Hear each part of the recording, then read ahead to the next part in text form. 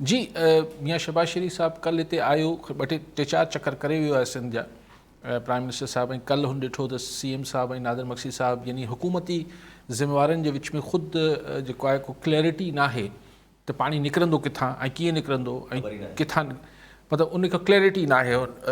त शायदि शहबाज शरीफ़ साहब इहो इंप्रेशन खणी वापसि इस्लामाबाद वियो ऐं वफ़ाक़ी काबीना जे हुन खां पोइ हुन फ़ैसिलो इहो चयो त भई जेके ड्रेनेज सिस्टम आहे उनखे जेसिताईं खोलबो न, जेसिताईं ठाहिबो न ऐं सही न कबो तेसिताईं सिंध में पाणी जी तबाही रहंदी ऐं पाणी बीठो रहंदो।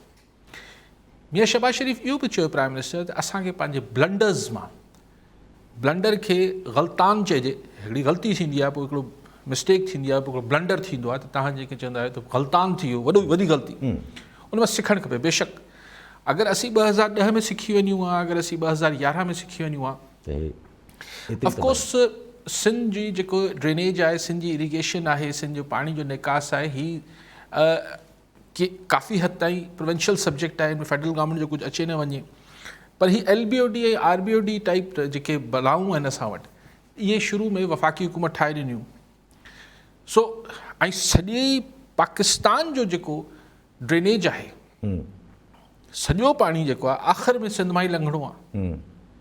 इहो मसइलो आहे, पुछड़ी में हुजण जा नुक़सान ई नुक़सान आहिनि। यानी अगरि मथे पाणी नाहे त जेके अपर राइपेरियन आहिनि, जेके मथियां आहिनि, उहो पाणी रोकीनि था। अच्छा, पाणी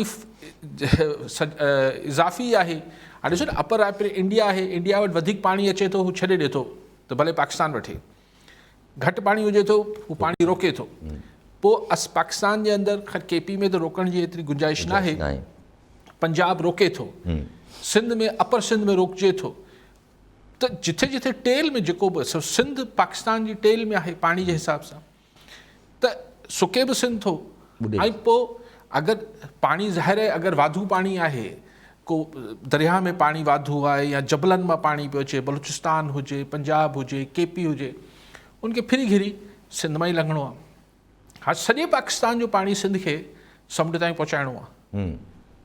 सिंपल ॻाल्हि आहे न। ऐं इहो ई कुदरती जेको हज़ारे सालनि खां इहो ई प्रोसेस आहे। इंडस सिविलाइज़ेशन त हाणे ॻाल्हि इहा आहे त असां त इन हिसाब सां असांजो जेको हीउ ॿार आहे, हीउ कुझु वफ़ाक़ी सरकार खे बि पंहिंजे सिर खणणु खपे।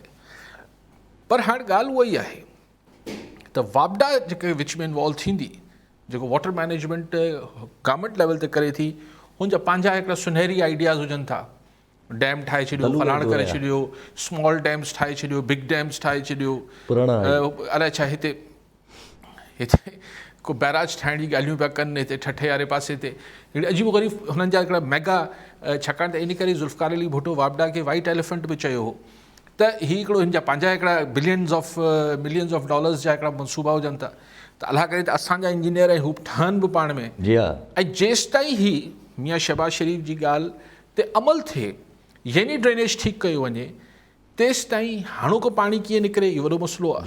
त हिकिड़ा सो हिन लिहाज़ा शॉर्ट टर्म स्ट्रैटेजी बि हुजणु खपे, हिकिड़ी लॉन्ग टर्म स्ट्रैटेजी, हिकिड़ी शॉर्ट टर्म स्ट्रैटेजी। ॿियो मसइलो आहे त 10 महीननि खां पोइ वरी मॉनसून ईंदड़ साल 2023 में ईंदो जुलाई में, त 10 महीननि में छा असीं पंहिंजी ड्रेनेज ठीकु करे वठंदासीं? लिहाज़ा जेको ॾींहुं गुज़रे पियो उहो अॼु लाइ बि असां लाइ हानिकार ऐं नुक़सानदेह थिए पियो, तबाही अचे पई, माण्हू बीमार थियनि पिया, माण्हू बुख मरनि पिया। ऐं अॼु त थियो पियो सभु, पर 10 महीननि खां पोइ ख़ुदा न ख़ास्ता हिन जी जेका रिपीटेशन थियण जी इम्कान आहे, उनजो टेंशन अलॻि हुजणु खपे।